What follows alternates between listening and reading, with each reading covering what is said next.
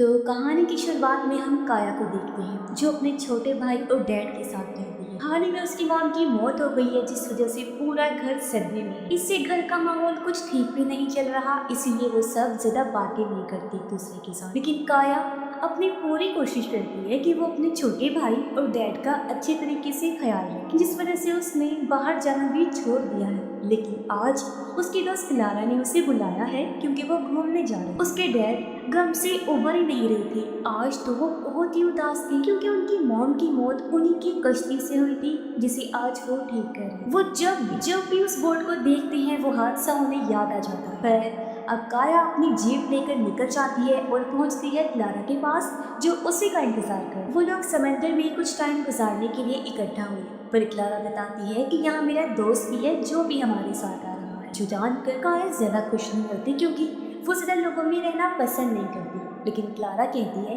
कि ज्यादा टेंशन मत लो, मेरे दोस्त के साथ उसका भाई भी आ रहा है जो भी मेरा दोस्त ही है और वो भी तुम्हें पसंद आएगा। फिर वो लोग मिलते हैं और यहाँ हम जान पाते हैं कि दोनों भाई व्लॉग्स बनाते हैं। क्लारा का दोस्त आज का प्लान बताता है कि वो लोग अपनी जेट बोट से एक आइलैंड पर जाने वाले हैं। लेकिन काया को पता था कि इसमें टाइम लगने वाला है, इसीलिए वो मना कर देती है क्योंकि शाम तक उसे घर भी तो जाना था। फिर क्लारा का दूसरा दोस्त कहता है कि हम सूरज डूबने से पहले वापिस आ जाएंगे, इतना दूर वो आइलैंड नहीं है, हम 2-4 दिन पहले ही गए थे। अब क्लारा भी काया को समझाती है कि मुझे अच्छे से पता है कि तुम्हारे ऊपर घर की जिम्मेदारियां हैं, इसीलिए मैं किसी भी काम में देर नहीं करूंगी और हम वापस लौट आएंगे। आखिर में वो मान गई और चारों लोग निकल जाते हैं जहाँ पहुंचकर वो बहुत मस्ती करते हैं, एंजॉय करते हैं। क्लारा और उसका दोस्त पानी में नहा रहे थे जबकि काया क्लारा के दूसरे दोस्त के साथ बैठकर बातें कर रही थी, जहाँ उसे काफी अच्छा महसूस हो रहा था क्योंकि ऐसे हालात में काया को किसी ऐसे इंसान की ही जरूरत थी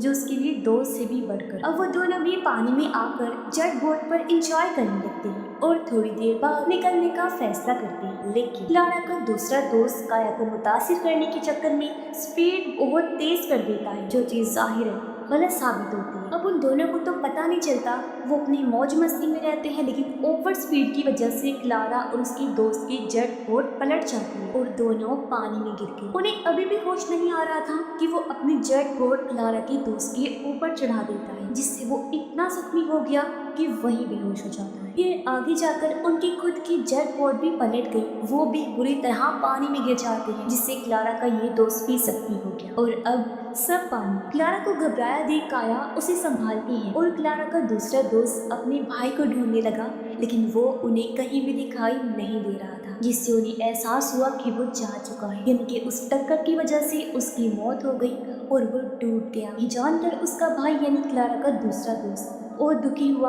उसे बुरा लगता है, पछतावा हो रहा था उसे क्योंकि अगर वो आगे देख लेता, ओवर स्पीड ना करता तो उसके भाई की जान आज बच जाती। पर अब तो वह खुद भी इतना जख्मी है कि कुछ नहीं कर सकता। खुद को बचाने के लिए काया को भी टेंशन होने लगती है क्योंकि उनकी दोनों जट्स का फ्यूल पानी में बह गया था, यानी अभी तीनों ही बस पानी में तैर सकते हैं और किसी की मदद आने का इंतजार कर सकते हैं। इसी बीच हम किसी को इनकी तरफ आते हुए देखते हैं, जो कोई शिप नहीं थी, कोई इंसान नहीं था, बल्कि एक शार्क तेजी से यहाँ आ रही थी। और ये बात काया को पता थी कि ज्यादा देर उनका खुले समंदर में रहना खतरे से खाली नहीं है, इसीलिए अब वो उनको जेट बोट के पास चलने को कहती है। लेकिन इसी बीच एक मिरेकल जैसे हो गया, एक चमत्कार, क्योंकि उन्हें दूर से एक बोट दिखाई देती है जिसका कैप्टन रे कुछ दूर उन्हें थोड़ा थोड़ा दिखाई दिया, जो भी उन्हें देख लेता है वो अपनी स्पीड को तेज करके फौरन इनकी तरफ आने लगता है। अब करीब आकर उसे पता चला कि वहाँ वो लोग मदद के लिए पुकार रहे हैं, इसीलिए रे एक एक करके तीनों को ही ऊपर खींच लेता है और रिलैक्स होने को कहता है क्योंकि अब वो लोग सेफ है। वो क्लारा के दोस्त को सही से बिठाता है क्योंकि वो ज्यादा जख्मी था और खून भी उसका बहुत बह गया था।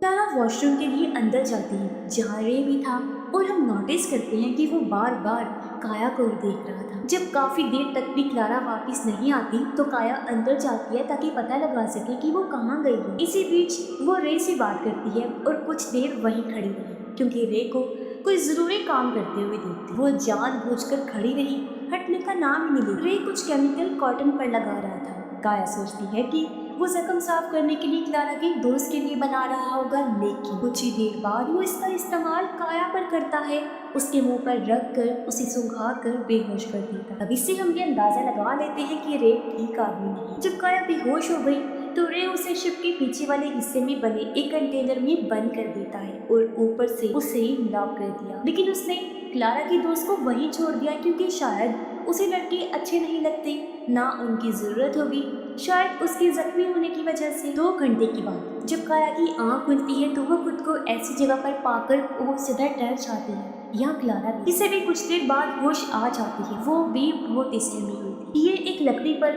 हेल्प में लिखा हुआ पाती है, जिसका मतलब यहाँ पहले भी कोई बंद था जिसने मदद के लिए हेल्प में लिखा। वो पूरी जगह किसी चेम्बर जैसी लग रही थी जिससे बाहर निकलने का बस एक ही रास्ता था, ऊपर वाला, जो कि अभी बंद। इन्हें जो मैट्रेस दिया हुआ था उस पर खून के निशान थे और बहुत सारी लड़कियों के बाल भी, जिससे हम समझ पाते हैं कि यहाँ पहले भी कई सारी लड़कियां कैद हो चुकी हैं। दोनों बहुत ज्यादा डर जाती है और सोचती है कि आखिर हमें यहाँ पर क्यों लाया गया है, काश हम इस आइलैंड पर आते ही ना। लेकिन अब अफसोस करने का क्या फायदा था, जो होना था वो तो हो गया।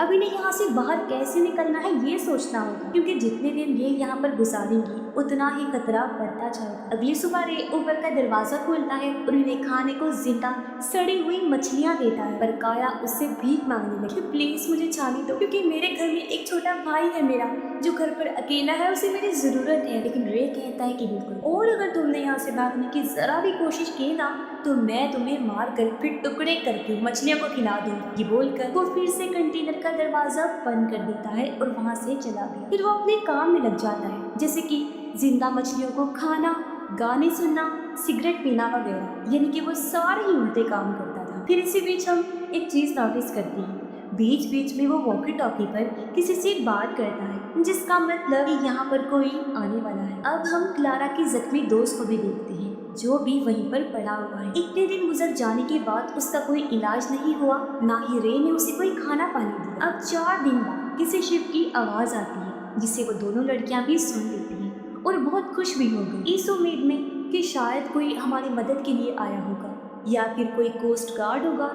जो भी उन्हें बचा लेगा। लेकिन पता चला कि वो एक डॉक्टर है जिसने अपनी शिप काफी दूर खड़ी थी और वहाँ से एक छोटी कश्ती में बैठकर यहाँ तक आया। वो पहले तो आकर क्लारा के दोस्त को देखता है और पूछता है कि कब से यहाँ पर पड़ा हुआ है। रे ने जवाब दिया, यही कोई 4-5 दिन हो गए होंगे। जिससे सुन डॉक्टर कहता है, कोई बात नहीं, ये भी हमारे काम आ जाएगा। फिर वो नीचे जाता है जहाँ दोनों लड़कियाँ डरी सहमी हुई कोने में बैठी हुई थी। डॉक्टर पूछता है, तुम में से चोट किसको लगी? मैं उसका इलाज करने के लिए आया हूँ। तो क्लारा आगे आई। डॉक्टर ने कहा, ठीक है, लेट जाओ। फिर वो उसको चेक करता है और रे से बात करते हुए ऊपर चला जाता है। मगर उनके जाने के कुछ ही देर बाद हम क्लारा के दोस्त की चीखें सुनते हैं, क्योंकि वो डॉक्टर दरअसल उसके ऑर्गन को जिंदा ही बाहर निकाल रहा था, यानी कि उसके अंदर की हर चीज निकाल देता है, जैसे कि गुर्दे, दिल, आंखें, जिगर और भी बहुत कुछ, जिन्हें वो सप्लाई करने वाला था, क्योंकि इन्हें बेचकर बदले में उसे बहुत सारे पैसे मिलने वाले थे और यही उनका बिजनेस था। उस बेचारे पर इन्हें बिल्कुल रहम नहीं आया। फिर इतना जुल्म करने के बाद उसकी लाश को समंदर में डाल देते हैं।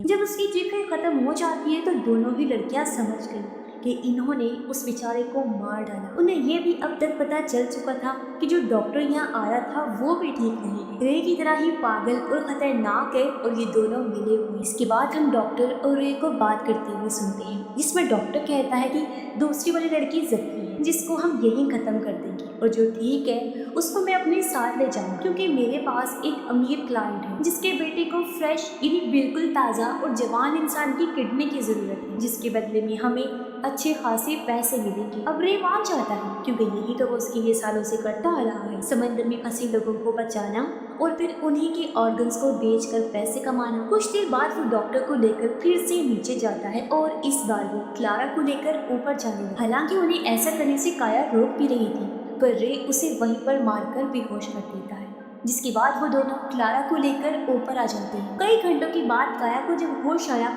तो उसे क्लारा की चीखें सुनाई दे रही थी, यानी कि अभी भी वो जिंदा है। जो कि सच भी था। उन्होंने अभी तक उसकी ऑर्गन्स नहीं निकाली थी, इसीलिए काया को जो भी करना था बहुत जल्दी करना था। इसी बीच वो नोटिस करती है कि इस कंटेनर में एक फैन लगा हुआ है जो कि दिन में चल रहा था पर अभी बंद कर दिया गया है। अगर वो उसे बाहर की तरफ धक्का देगी तो वो सुराख खुल जाएगा जहाँ पंखा लगा हुआ है। फिर उसने ऐसे किया, वो पूरी ताकत से उसे धक्का देना शुरू कर दी। फाइनली सुराख खुल गया और काया इस होल से बाहर आ जाती है और धीरे धीरे ऊपर आ गई, जहाँ वो देख लेती है कि डॉक्टर ने अपना काम शुरू कर दिया है। पर इतने में वहाँ रे आ जाता है, इसीलिए वो नीचे इंजर रूम तक पहुँच जाती है, जहाँ उसे फिशिंग एरो मिलती है जिसके जरिए मछलियों पर हमला करके उन्हें पकड़ा जाता है, जिसे काया उठा लेती है। और रे की वहाँ से जाने के बाद वो भी वहाँ आई और एरो को डॉक्टर की तरफ कर देती है। उसे देखकर डॉक्टर खुद हैरान हो गई, क्योंकि अब तक किसी भी लड़की में इतनी हिम्मत नहीं थी कि वो यहाँ तक पहुँच सके। इसलिए डॉक्टर उसे अपनी बातों में फंसाने लगा,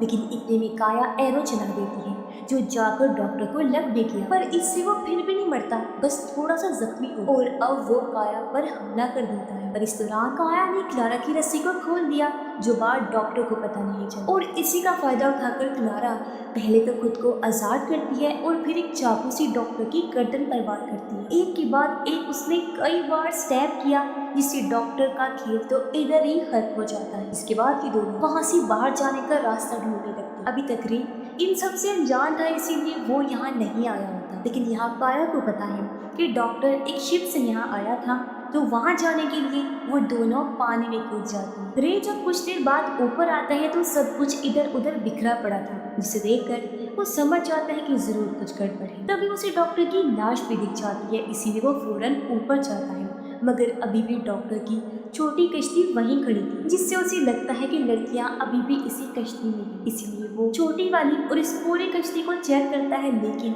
वो उसे कहीं भी दिखाई नहीं देती। फिर वो और ऊपर जाकर सर्च लाइट को ऑन करता है, तब उसे पता चला कि वो दोनों तो पानी में हैं और डॉक्टर की शिप की तरफ जा रही है। इसीलिए वो फौरन ही अपनी बोट को स्टार्ट करने की कोशिश करता है, लेकिन वो स्टार्ट ही नहीं हो रही थी। नीचे इंजन रूम में जाने पर उसे पता लगता है कि किसी ने इंजन की तारों को काट दिया है, जो काम और किसी का नहीं बल्कि काया का ही था। जब वो वहाँ पर गई, क्योंकि उसे पता था कि रे बोट लेकर उन तक जरूर पहुँच जाएगा। अब जख्मी होने की वजह से क्लारा तैर नहीं पा रही थी, हालांकि काया पूरी कोशिश करती है, उसकी मदद करती है ताकि वो जैसे तैसे वहाँ तक उसे ले चले, पर क्लारा से नहीं हो पाता। ये देखकर काया फैसला करती है कि वो अकेली ही शिप तक जाएगी और वहाँ से कोई मदद ढूंढ कर लाएगी। चलती वो शिप तक पहुँच भी गई, लेकिन शिप की चाबियां ना होने की वजह से वो उसे स्टार्ट नहीं कर पाई। अब उसे वहाँ एक रेडियो मिलता है, जिसे वो कोस्ट गार्ड से कनेक्ट कर देती है और उन्हें बताती है कि मैं यहाँ पर फंस गई हूँ, मेरे पास चाबियां नहीं है। तब वो उसे पीकर नाम की एक डिवाइस को ढूंढने के लिए कहती है, लेकिन वो उसे कहीं नहीं मिलती, बल्कि उसे एक फ्लेयर मिल जाती है। पर कोस्ट गार्ड वालों का कहना था कि वो बिना पीकर की उसे नहीं ढूंढ पाएंगे, क्योंकि वो एक ट्रैकिंग डिवाइस की तरह काम करती है और उसे ढूंढ पाना इसलिए भी मुश्किल है क्योंकि वो बहुत ही ज्यादा दूर है। इसीलिए अब काया फिर से कोशिश करती है और इस बार उसे वो पीकर मिल भी जाती है, जिसको एक्टिवेट करने के लिए उसे पानी में फेंकना होगा ताकि उन लोगों तक उसकी लोकेशन पहुंच सके। पर जब वो ऊपर जाती है तो डेक पर उसे महसूस होता है कि जैसे कोई वहाँ तैर कर आ रहा है। उसे शक हुआ कि ये रे होगा, इसलिए वो वहीं छुप जाती है। कुछ देर बाद हम रे को भी इस शिप में देखते हैं, यानी कि उसका शक बिल्कुल सही था। काया नीचे